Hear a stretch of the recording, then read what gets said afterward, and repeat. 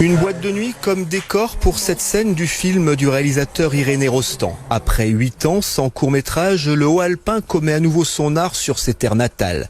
Alone After All, un voyage philosophique, onirique, poétique ou métaphysique, au spectateur d'apprécier. Alone After All raconte une EMI, expérience de mort imminente, d'une jeune fille durant laquelle elle fera une rencontre décisive.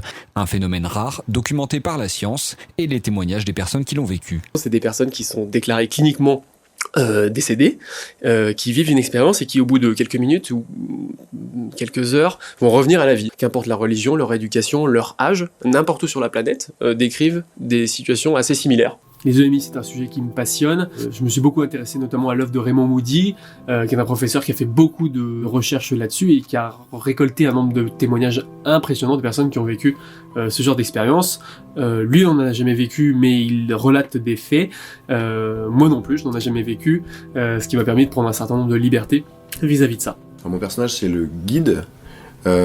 C'est en gros celui ou celle, enfin il n'est pas vraiment genré, c'est celui qui va guider le personnage de Gaïa dimanche à travers cette expérience de mort imminente. Où elle va suivre un guide, mais on ne sait plus si c'est le guide qui suit le personnage ou le personnage qui suit le guide. Pour rassembler évidemment l'équipe, j'étais un peu angoissé à l'idée de retourner un court-métrage après tant d'années, j'étais pas sûr de savoir encore faire et j'avais besoin du coup d'avoir des gens avec qui j'ai une très grande confiance et c'est pour ça qu'une grande partie de l'équipe sont des proches, voire des très proches, même de la famille, sur toute la partie pré-production et pendant la production qui faisait office de régisseur général, on l'a appelée la régleuse de problèmes parce qu'à chaque fois qu'il y avait un problème, elle le résolvait, c'était ma sœur, Clara. Et on peut envoyer du coup. Regardez. Ouais. Il faudra 2-3 verres. Là en fait du coup on est très très serré et après sur les trucs plus larges on va essayer de faire des verres. Elle a fait beaucoup de repérage de lieux, j'ai envoyé des points Google Maps, elle m'a envoyé évidemment les photos des endroits, elle m'en proposait. Donc ça en pré-production a été génial sur ce plan-là. Le casting dans une première partie, elle se passe du coup sur internet, on publie une annonce disant qu'on recherche des comédiens. La comédienne qui avait été choisie finalement elle n'a pas pu venir pour des questions d'organisation un peu particulières. Donc pour ce personnage féminin, on a relancé tout de suite des annonces. On se disait mince, là 2 semaines ça commence à devenir speed, si on n'a pas de personnage féminin, ça peut planter le projet. J'ai postulé un peu au dernier moment sur une annonce où je me suis dit de toute façon je vais jamais être prise. Elle m'a dit je suis en galère, j'ai pas de comédienne, elle est partie, est-ce que tu peux m'envoyer une petite voix off et voilà, on fait un test et si c'est bon pour toi c'est bon pour moi. Et voilà, ça s'est passé comme ça. Il se trouve que moi j'étais ultra occupé, donc c'était un peu compliqué pour moi de me libérer, mais le projet m'intéressait beaucoup, donc on s'est vu avec Irénée. Il m'a dit ok, moi je veux savoir en quoi on tourne, sur quoi tu veux diffuser ton court-métrage, pourquoi tu parles des EMI, ça parle comment pour toi, moi ça me parle, voilà pourquoi. Le courant est passé tout de suite, on était tous les deux droit au but, on savait ce qu'on voulait et avec quelques ajustements et quelques compromis, on a trouvé un terrain d'entente et du coup, hop, go. Une fois toute cette petite équipe rassemblée donc, on passe au tournage. Trop chouette d'arriver au tournage dans les Hautes-Alpes. On arrive tous du coup chez ma maman, Christine, qui nous a accueillis. Donc quelle chance d'avoir un point de ralliement comme ça et des parents qui me suivent dans mes délires récurrents. On a eu des très bons repas de la maman d'Irénée qui nous a régalé.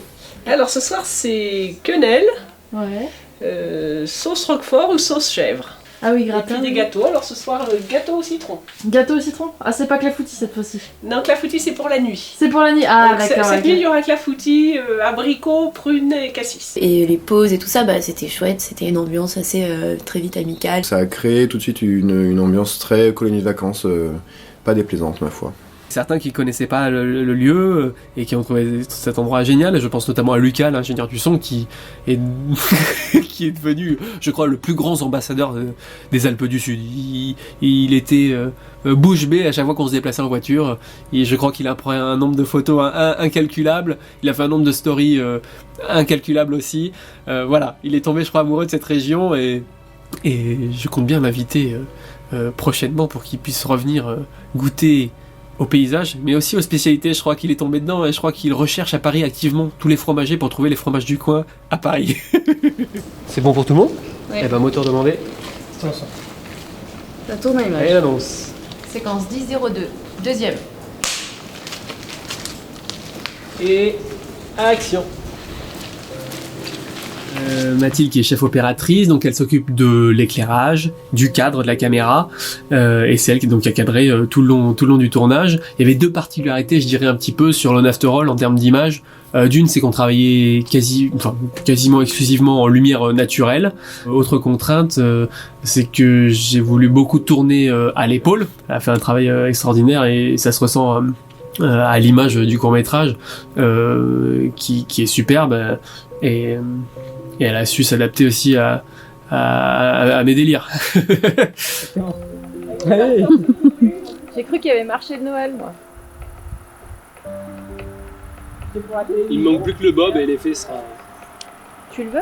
Je ne portais pas de bob car je trouvais ça ridicule. Mais force est de constater qu'il y a un certain charisme qui arrive naturellement avec le port du bob. Bonjour le making of. Vous avez vu un peu mon bob? Oh là là, ce bob, il est pas incroyable? Et pour tout dire, à Chypre, quand je suis allé en vacances juste après le tournage, j'ai moi-même acheté un bob. Pour vous dire à quel point il m'a influencé dans ma vie.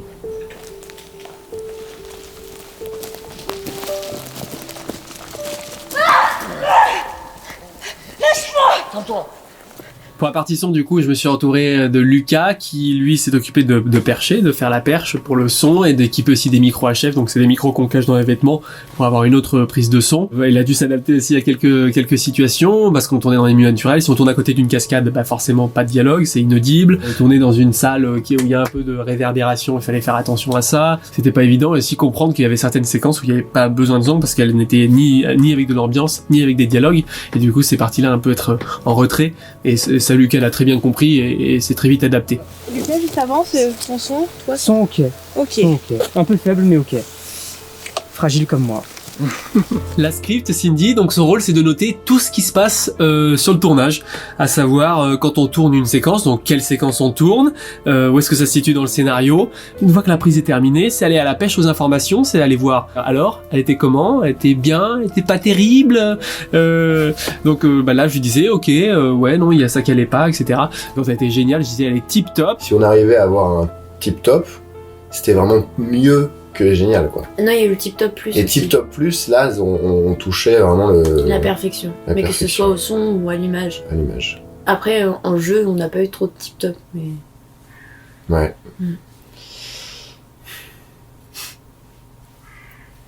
Voilà. Ça tourne. 5-0-3, deuxième. On avait Marie, ma tante, et ma reine, qui étaient là aussi, pareil, pour faciliter l'organisation, qui nous a beaucoup aidé sur les déplacements, qui a conduit les voitures, qui aidait dès qu'il fallait aider, qui nous a fait le clap régulièrement.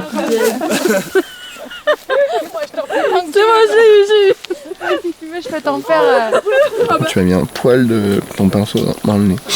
Mais il est sensible du nez, ce petit Louis. Oui. Cécilia, au maquillage, il n'y avait pas de particularité vraiment d'effets spéciaux à faire en maquillage, c'était plus du maquillage esthétique. Que ça soit la nuit ou du coup la journée avec le soleil, on va vite par exemple transpirer ou briller. Et donc le maquillage sur un tournage, ça va être quelque chose de très simple. Ça va être beaucoup du travail sur le teint, mais toujours en légèreté parce qu'il faut pas que ça se voit à la caméra, mais il faut que ça soit quand même maquillé pour justement contraster avec le lumière, la nuit ou même s'il y a des scènes dans l'eau. Voilà. Nous devions finir à minuit sur le planning. Sauf que nous sommes qu'aux répétitions. Nous avons tourné aucune scène pour le moment. Pronostic de ce soir, 3h du matin. On se réveillait vers 8-9h il me semble, et puis des fois, un jour on a fini à 4h, 3-4 heures. Ça c'était un peu corsé pour reprendre à 8-9h le lendemain. C'est une dure semaine de travail, en effet on en a peut-être fait plus, mais c'était cool et ça s'est plutôt bien passé, même si on était fatigué, on était toujours de bonne humeur et prêt à vouloir faire la scène de plus quoi.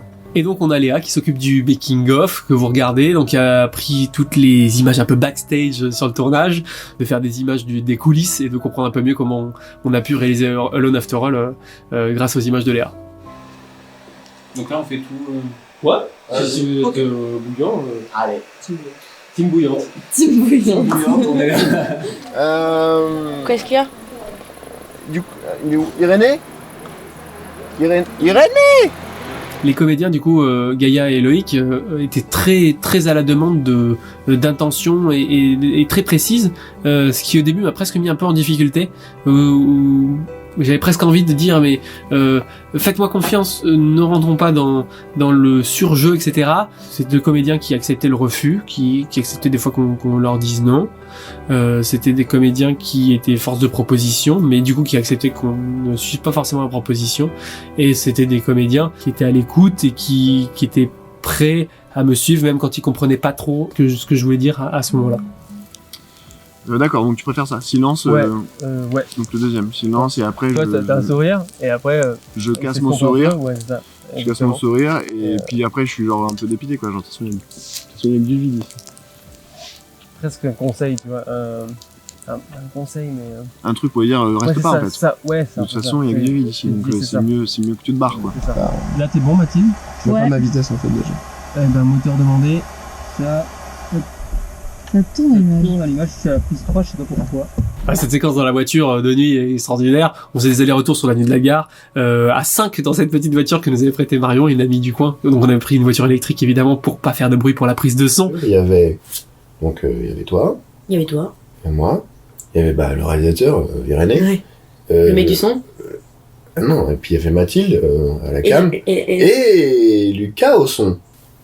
Mais Lucas, il était où? Au son, derrière dans le coffre. Dans le coffre. Lucas était dans le coffre. C'était ça, ouais. Il y avait pas quelqu'un en plus? Non, je crois que c'est pas mal de gens. Un peu aussi de photos de Mathilde qui n'en peut plus, qui est au bout de sa vie, qui est ici à Gare, qui fait je vais aller me coucher, je vais me coucher. On s'en rappellera tous, je pense, de cette scène. Dimanche. Laisse-moi vite, putain! Ça peut se faire, je vais réécouter bien, je vais vraiment dire lesquelles sont bonnes, à quel moment, quelle phrase, pour voir s'il va falloir d'écouter tout, mais excellent. C'est compliqué. Et ben, fin de journée et fin de tournage. Félicitations tout le monde. On attendait qu'une chose, c'est que ce soit fini, mais maintenant que c'est fini, on a envie que ça continue. et voilà, donc le tournage terminé, maintenant il est temps de passer à la post-prod. Une fois commencé le montage, donc il y a une partie de rush, c'est-à-dire regarder toutes les images, les recaler du coup dans l'ordre des scènes que l'on avait prévues sur le script de base. Tout ça évidemment accompagné des rapports de script fait par Cindy avec du coup toutes les remarques de chaque plan, les remarques réalisation, les remarques images, les remarques son. Et une fois qu'on a regardé tout ça, qu'on a une petite vue d'ensemble, il y a une partie du coup montage qui va du coup être assemblé tous ces blocs que l'on a fait au fur et à mesure, et ça va prendre forme petit à petit. Je me suis rendu compte que par rapport à mon écriture de scénario, il y avait des choses qui ne marchaient pas. Je pensais notamment qu'il y aurait les places du dialogue prendraient plus de place que par rapport à la musique et à l'image. Je l'ai regardé, je dis merde, c'est pas du tout ce que je voulais. Vous passez d'une semaine où ça va être parfait et la semaine après où c'est une catastrophe, vous jamais sortez tout le métrage, c'est une sombre merde. C'est une phase créative qui peut être compliquée mais qui peut être géniale aussi. Et une étape très importante, c'était la composition de la musique sur les images, d'autant que la musique a une place très importante dans ce court-métrage. Alors du coup, avant d'attaquer une musique, au niveau des infos, Irénée me donnait l'ambiance souhaitée. Donc pour chaque musique, j'avais une ambiance, une émotion et une volonté de certains instruments. Parce que Irénée savait à peu près déjà quel instru il voulait sur chaque morceau. Il y a un petit truc guitare sur l'iPhone ou un petit coup de piano sur l'iPhone. Tiens, c'est la symphonie, ça te dit ah ouais, ça marche bien, tac tac, ok, on y va.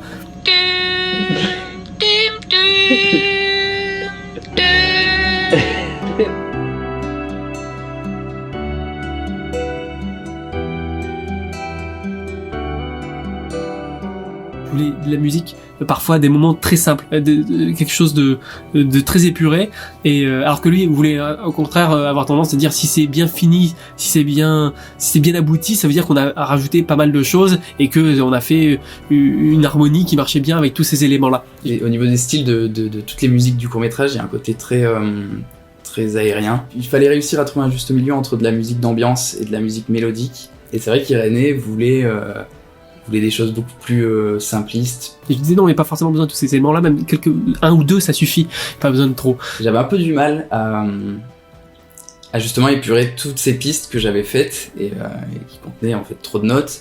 Et donc très vite il s'y est adapté, il est allé très vite dans des propositions, dans ce genre de choses, donc ça a été parfait. Après cette partie, il y a une partie on va dire critique où j'ai besoin de me confronter à des regards neufs sur le produit que je suis en train de faire. Si vous arrivez au montage, que vous avez ce souvenir et vous dites ah ouais c'était vraiment bien cette scène, Du coup, vous allez avoir un biais affectif pour ce plan-là, et vous allez dire ah il est génial, il va être bien. Alors que ça se trouve, un monteur ou quelqu'un d'extérieur va regarder le plan, il va dire non, il est nul, il ne marche pas. C'est le moment où je vais le montrer à des proches, voire des très proches. Je vais le montrer à ma copine par exemple, à des anciens profs de cinéma, d'audiovisuel, à des collègues avec qui je travaille très régulièrement.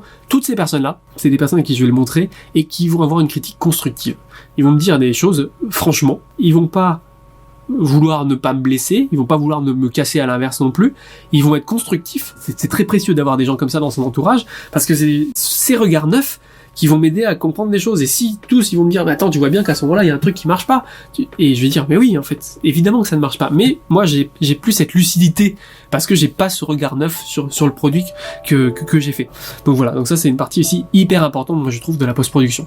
Il y a une partie effet spécial, même si c'est pas vraiment un court-métrage à effets spéciaux, c'est sur le plan final, du coup, où Gaïa est au bord du lac, c'était dans Tudo, de Serponçon, et au fond, il y a la route nationale avec des voitures qui passent, et ça correspondait du coup pas tellement à cet esprit vide, désertique que je voulais avoir pour cette dernière scène. Et là, du coup, Jean-Baptiste, que je connais de Paris, qui est truquiste, et du coup, là, c'est un travail vraiment minutieux d'image par image qui est demandé, donc quelque chose de beaucoup plus précis pour enlever toutes ces voitures. Une fois que j'ai mon produit fini, avec les retouches montage et que la composition est bonne, etc., et les effets spéciaux, il y a une partie mixage et étalonnage. La partie mixage, c'est la partie son. C'est-à-dire avoir la musique plus forte à un moment donné, les dialogues plus forts à d'autres. Ça va être choisir les pistes audio aussi. On va baisser le bruit d'ambiance, on va le remixer, on va égaliser les choses. Bon voilà, tout ça c'est un gros travail de mixage, d'autant plus que Lone After All a pour but d'être diffusé au cinéma. Et donc à des normes de diffusion qui vont être un peu particulières parce que les cinémas ont des enceintes un peu partout. Donc vous allez devoir faire un mixage en fonction de ça et choisir à quel moment le son sort du milieu de l'écran, à quel moment ça va être plus à droite, plus à gauche, les deux, tout le cinéma, juste devant, enfin voilà. Donc là, ça va être un travail assez précis. En parallèle du mixage, du coup, il y a une partie étalonnage. Étalonnage, c'est tout ce qui est retouche des couleurs, des contrastes. On va repimper un peu toute la partie image. C'est un travail hyper précis que du coup Benjamin a fait sur ce projet, que je connaissais pas avant, Benjamin. On s'est rencontrés à l'occasion de Lone After All. Et donc Benjamin, lui, va récupérer du coup le montage, tous les plans, et va les retoucher un à un pour avoir une colorimétrie, pareil, homogène, que tous les plans se ressemblent, qui correspondent à l'esthétique voulu par moi, par le réalisateur.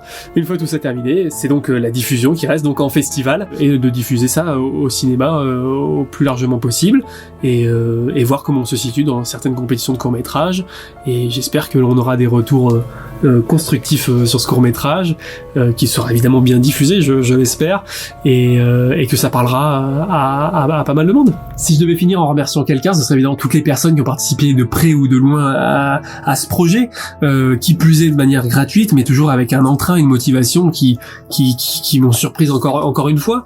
Et ça va être de la préparation, c'est-à-dire du début de l'écriture, quand j'ai fait lire des brides à des personnes qui m'ont fait des retours constructifs, qui m'ont aidé, qui m'ont rassuré, en disant allez, il faut y retourner maintenant, c'est à toi de réaliser ce truc-là, qui m'ont aidé à la préparation, à préparer les lieux, à préparer l'organisation, que ce soit les lieux où on vit, les lieux où on va manger, les lieux où on va tourner. Pendant le tournage, ça a été l'équipe technique qui est venue, qui s'est déplacée après aussi en post-production. Ça va être les comédiens qui sont déplacés, tout l'entourage qui a été là tout le temps. Toutes les personnes qui sont venues aussi faire de la figuration, les personnes qui nous ont prêté des lieux, que ce soit la discothèque, des véhicules aussi, on nous a prêté, enfin bref, toutes ces personnes avant, pendant et après qui ont été d'une aide infinie et je ne les remercierai jamais autant assez de m'avoir aidé à réaliser ce projet, d'être rentré dans ce que je considère c'est un peu fou, c'est un peu une folie de faire ce genre de choses, mais qui ont dit vas-y on y va tous ensemble. Nous aussi on est fous et on t'aide à le faire. Et merci beaucoup.